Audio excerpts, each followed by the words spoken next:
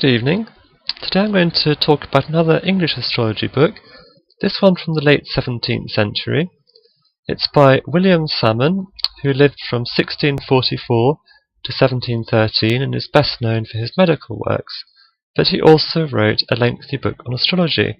I'm going to hold it up to the camera briefly.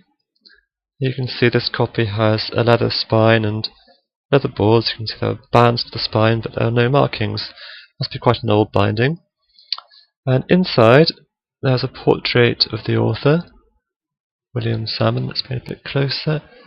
See, it says Johannes Salmon, Medicinae Professor of Medicine. And then on the title page, which I'm going to read the first little bit of, it's a very long title page, too long to read the whole of this time. Horae Mathematicae Seu Urania, the Soul of Astrology, containing that art in all its parts, in 4 books. By William Salmon, Professor of Physic, London, printed by Thomas Dawkes, His Majesty's British printer, at the Blue Anchor at the West End of St. Paul's, 1679. Now this book is interesting on a number of levels. First of all, although it's called the Soul of Astrology, this is no mere compendium of traditional astrological wisdom or simplification thereof. Salmon describes this very much as being an all-original work. Now it begins with a dedication to somebody by the name of Sir Richard Barker Knight, public professor of physic, one of His Majesty's physicians in ordinary, and this dedication gives the impression that Sir Knight is a sort of patron to Salmon, just as Elias Ashmole has been to other astrologers. And he ends it, "Sir, your very humble servant, William Salmon." But then follows a preface by Salmon in which he describes how the work came into being. But what he basically says is that over a number of years he has written various of his original thoughts on astrology down, and these papers have been transcribed and circulated privately to friends. And apparently they came in for so much demand that eventually he decided, well, this is getting ridiculous, everybody is competing for my papers on astrology, why don't I put them into a proper book and have them published? So that's what he set out to do, and he describes it as a compilation of all the different things that he's written down and circulated privately among friends. And he also apologizes for the fact that it isn't all that orderly because he has compiled it in this manner. And this becomes clear when we actually go through the structure of the book. You can see there are parts on nativities and parts on directions in one place, and then at a later part in the book you get another part which is on the same topic but presents it in a different manner or in more detail. So he's actually been very honest here about the overall poor organisation of his book. Nonetheless, it's very rich in content. Before we even come to the content, I would like to say something about the poems at the beginning. Once again we find, as with other works of the 17th century, that there's a dedication to the author by a friend of his in verse, and this is worth reading out. "To my worthy and ingenious friend William Salmon, Professor of Physic, on his excellent book entitled Horae Mathematicae, or the Soul of Astrology. Descend, Urania, from thy starry feet, or seat rather, behold an object worthy thy retreat. The stars command, bring the erratics down, with powerful art compose them in a crown.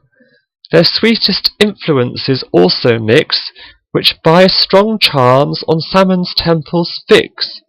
Thou friend, the Atlas art, who dost uphold a world of art and hidden world unfold, canst trace the endless motions of each star, and tell how swift they travel and how far, canst thread the spheres with thy quick piercing eye, as if thou'rt born free denizen on high, knows all their rounds, ceased all their airy dances, their full-eyed aspects and their secret glances?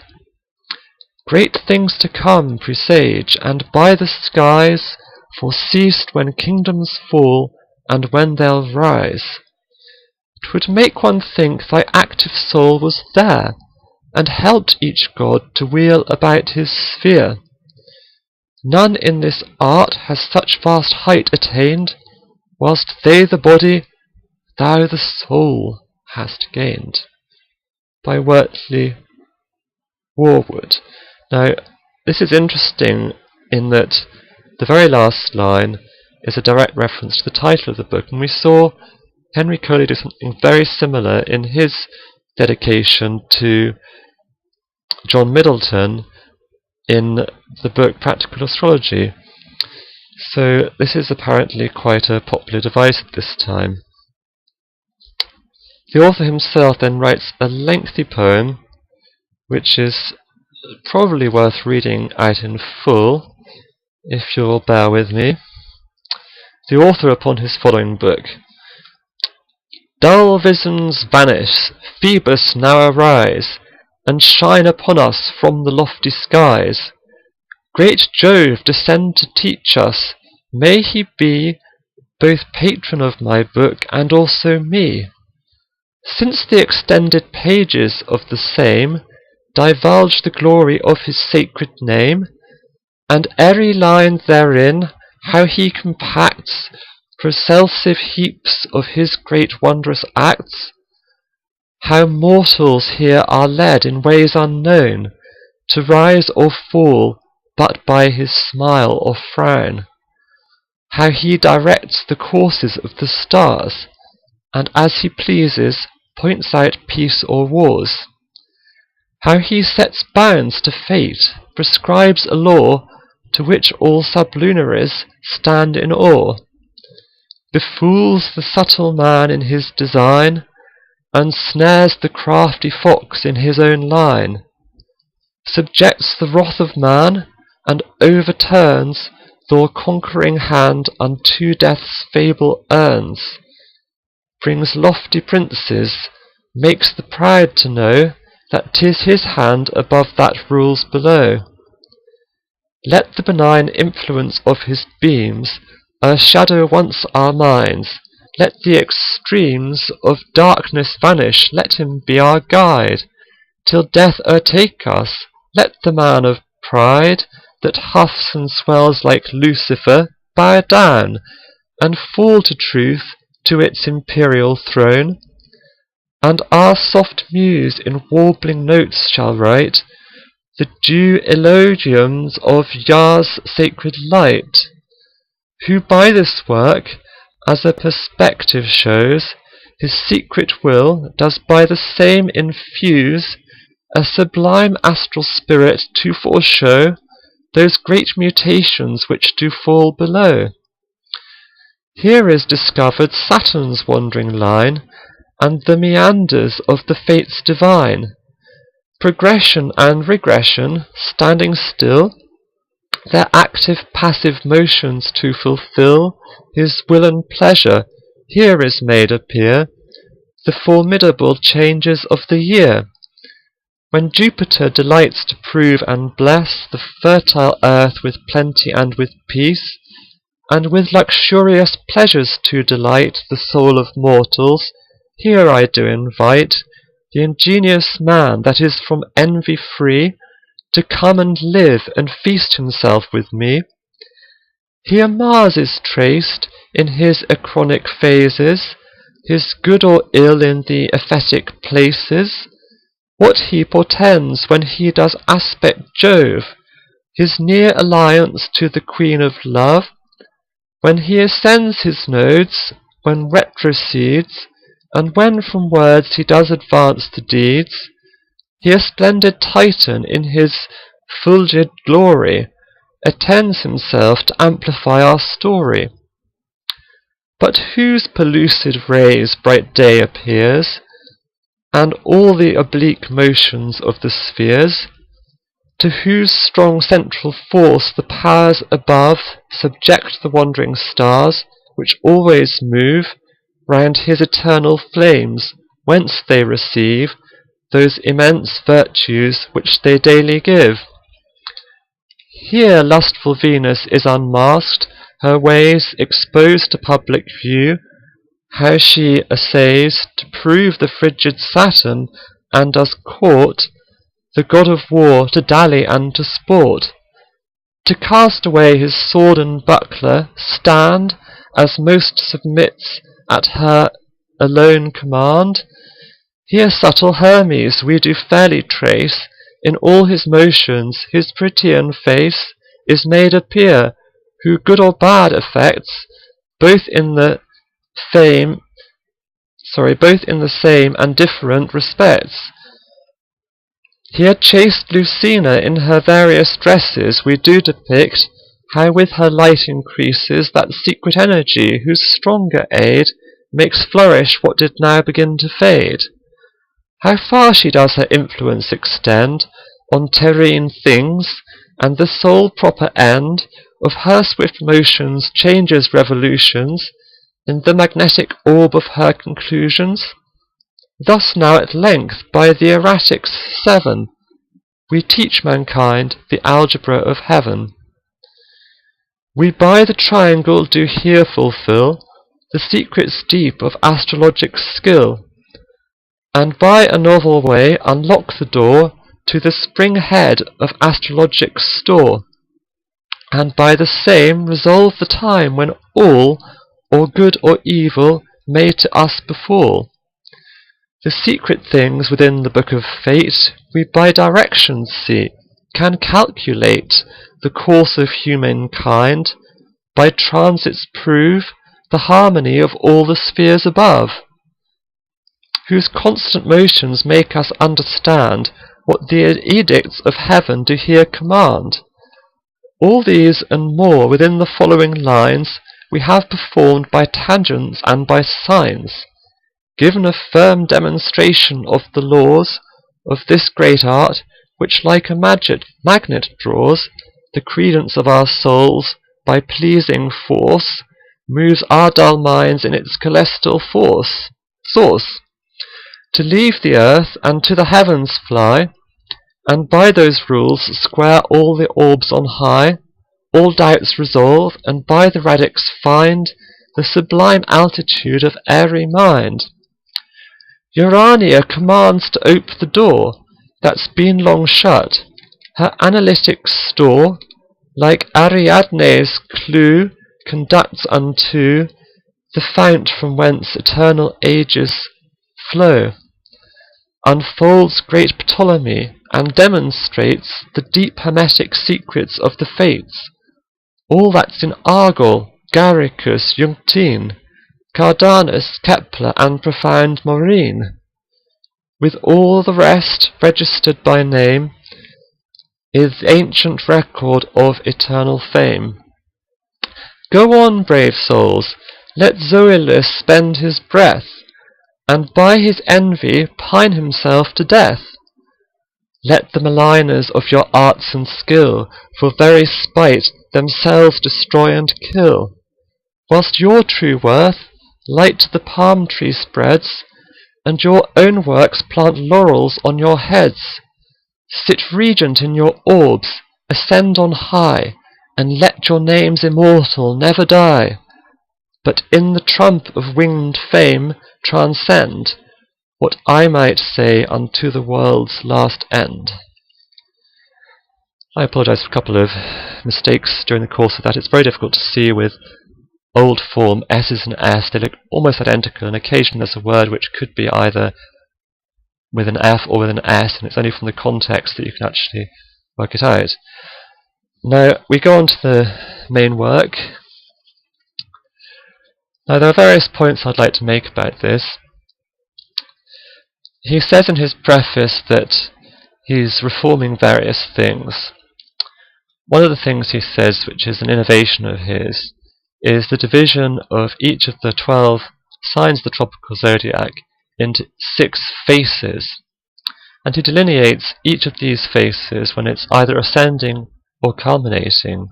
So this is a very lengthy section.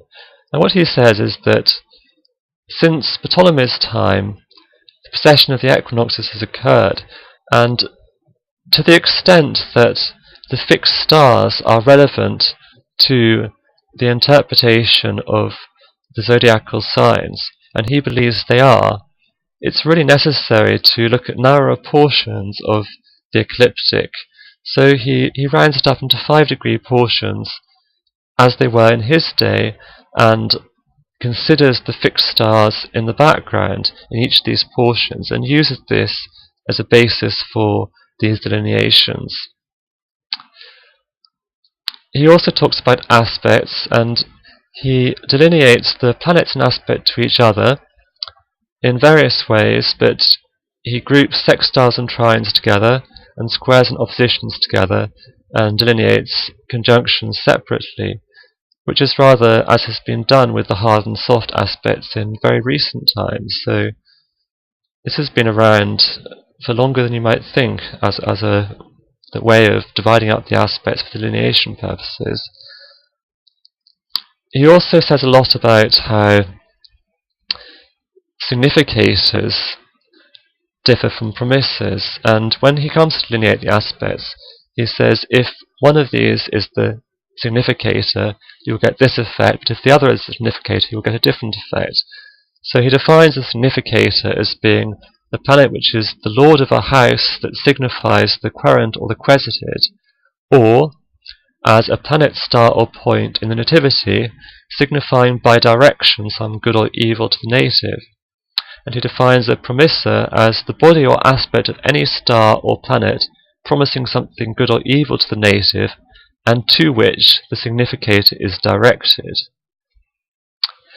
He opposes the use of some traditional facets of astrology, specifically the planetary hours, the terms, and the lame degrees, and all of these he opposes on grounds of irrationality. So this is a bit of scientific modernism coming into play here. Now, he delineates various things for the purpose of calculating and interpreting nativities. These include the planets in the houses, the lords of the houses in the houses. And when it comes to judgments on houses, he also considers aspects to the cusp of the ascendant and house placement of the lord of the house, as well as aspects to the lord of the house. When it comes to interpreting direction, he considers the lords of the houses directed into the houses, or in aspect to the lords of other houses. He also delineates directions of the ascendant, the second house, the midheaven, the sun and the moon to the fixed stars, individually with each of the fixed stars that he considers. He considers quite a few, but major ones as you'd expect. And directions of the ascendant, the midheaven, the second house, the sun and lunar to various different premissors, planets that is, other than the fixed stars. He also talks a bit about transits and says they signify smaller matters than directions, but the transits of the superior planets, Saturn and Jupiter, never pass without grand effects. And he delineates Saturn, Jupiter, Mars, Venus, Mercury, and lunar transits by conjunction only. Regarding revolutions, he says consider in what house and sign in the revolution the radical significators are posited. For example, the lord of the radical second in the revolutional third. And he distinguishes between what he calls primary revolutions, by which he means solar revolutions, and secondary revolutions, in which bracket he places revolutions of the other 6 erratics, meaning the other 6 planets that were known at the time. So that would be the Moon, Mercury, Venus, Mars, Jupiter, and Saturn. In chapter 20, which he calls the Via Nova Genethliaca, he discusses a new system for calculating secondary directions, which is too technical for me to go into here, but if you're interested in the technicalities of methods of direction, I suggest you look into this. Some of the details, however, he gives at a much later stage in the book, and he contrasts it somewhat with the Argolian way of calculating directions. He also briefly discusses the Marinus way of drawing up a figure as an alternative to the Regiomontanus method. Further on in the book you get aphorisms in two different parts of the book. Presumably these were originally parts of different manuscripts which he then has put together into this book. And rules for elections. Then we have what he calls Book 4, in which there's a relatively brief section on rules for horary questions. It must be noted this isn't an in-depth practical manual on horary astrology. This is about 20 or 25 pages, I can't remember exactly how many, but it's not a lot on horary. There is then a lot, however, on mundane astrology. He talks about annual judgments and the affection of the ascendants of kingdoms and cities at the ingress of Sol into Aries. So to him it's very important in mundane astrology that every year that the Sun enters Aries and reaches 0 degrees Aries at the spring equinox, the aspects formed to the ascendants of kingdoms and cities at this point will have a lot to say for those kingdoms and cities over the coming year. He then also discusses great conjunctions of Saturn and Jupiter, and unlike Zadkiel writing in the 19th century, he gives a very precise figure of 794 years, 113 days and 16 hours between the great conjunctions, which he defines as being traditionally those conjunctions that occur for the first time in the overall cycle in the sign Aries. However, what he prefers to use as a measure is the first time that they occur in the fire triplicity. And that might be Sagittarius or Leo, or it might be Aries, but whichever it is, that is the great conjunction moment as far as he is concerned. He also then talks about mean conjunctions, by which he means those when the triplicity or element has changed every 200 years, which, so far as I remember reading Charles Burnett's edition of Abu Mashar's work on the great conjunctions, were also known as medium conjunctions in some of the old texts. So it's very, very close to a traditional term here. And then he talks about lesser conjunctions, by which he means the conjunctions that occur after the first ones in each triplicity, just the ordinary undistinguished conjunctions of Saturn and Jupiter, which occur roughly every 20 years, as Richard Noller has pointed out in his research. There's then a section on rules for astrometeorology, and finally we get quite a lot of tables.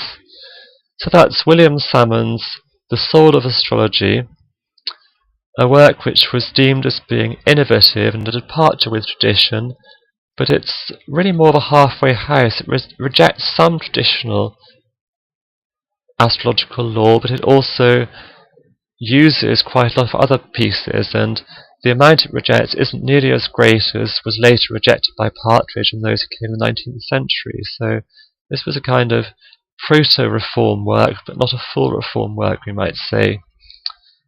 And it's also a work that very much advocates the idea that what is traditional isn't necessarily correct, and that there's always room for improvement through study and investigation, and this is exactly what Salmon himself has attempted to do in this book. I hope you find that somewhat interesting. Thank you very much for listening this evening. Bye-bye.